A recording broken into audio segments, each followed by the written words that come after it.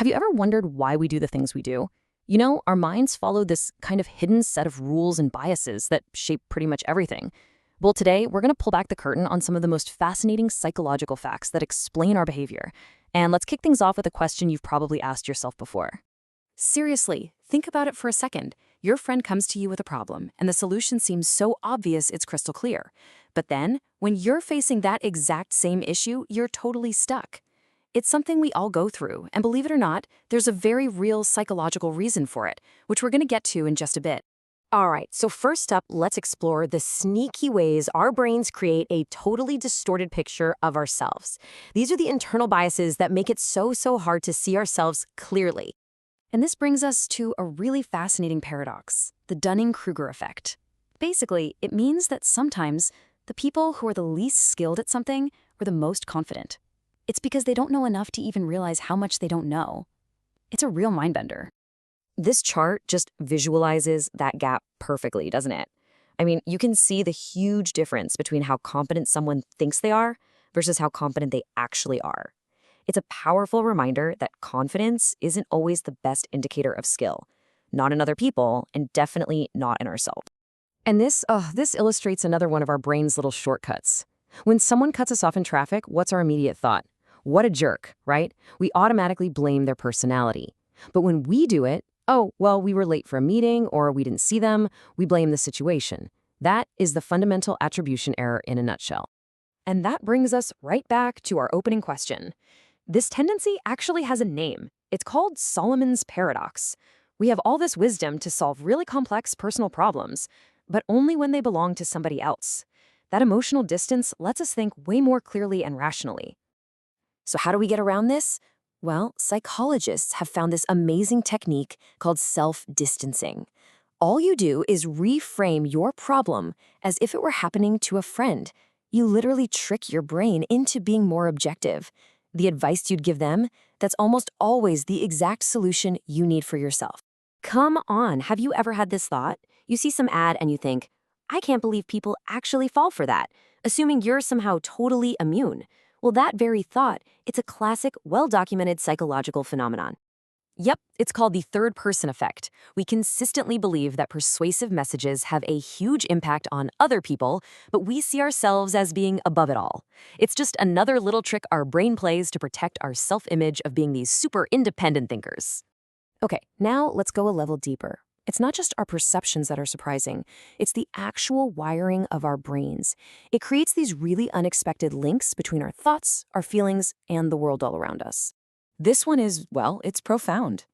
Neurologically speaking, the sting of being left out or rejected isn't just a metaphor.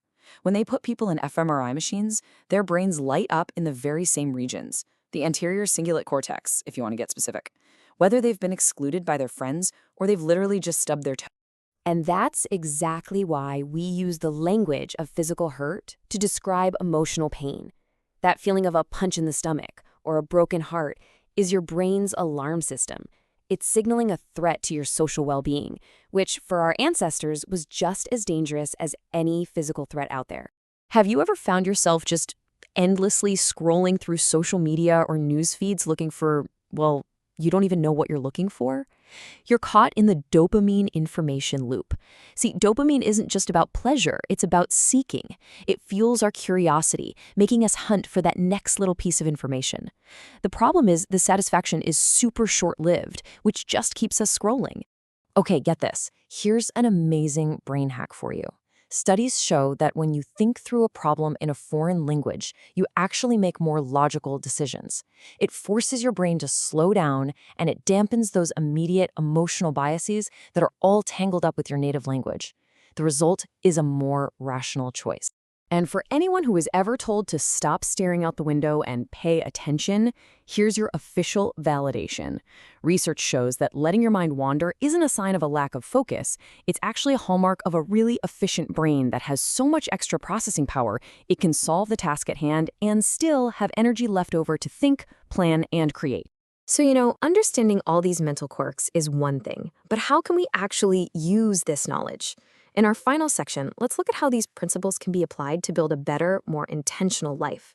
Why are your memories from your late teens and early 20s just so vivid? It's something called the reminiscence bump. This period is when we're forming our identity, and all those experiences, first love, graduation, first job, they're so emotionally charged that our brain basically flags them as critically important. That makes them way easier to remember for the rest of our lives. I mean, this is a question humanity has always been asking, right? And while there are a lot of factors, psychologists have found a surprisingly powerful one. And it has less to do with taking care of yourself and a lot more to do with taking care of others. The answer, it seems, lies in altruism, a selfless concern for other people. And we're not talking about huge, grand gestures here. It can be as simple as volunteering, helping a neighbor, or just committing to regular acts of kindness. And the results are just stunning. People who consistently give back to others report higher levels of happiness and better health. Even more incredible, studies have found a really strong link between altruistic behavior and a longer life. It turns out giving is a pretty powerful way of getting. And, our internal psychology doesn't just affect how we treat other people, it can even influence our choice of pets. In a pretty fascinating and, maybe a little controversial finding, research suggests there's a link where more hostile individuals might gravitate towards dogs with a reputation for aggression. Our choice of pet isn't always random. Sometimes it's a reflection of our own identity.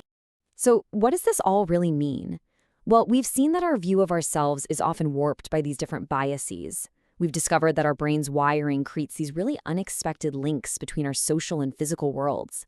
And maybe most importantly, we can use these insights to make better decisions and live fuller lives. We've uncovered some of the secret programming that's running in the background of your mind, from the way you judge other people to the way you remember your own life. And this knowledge, it's a tool.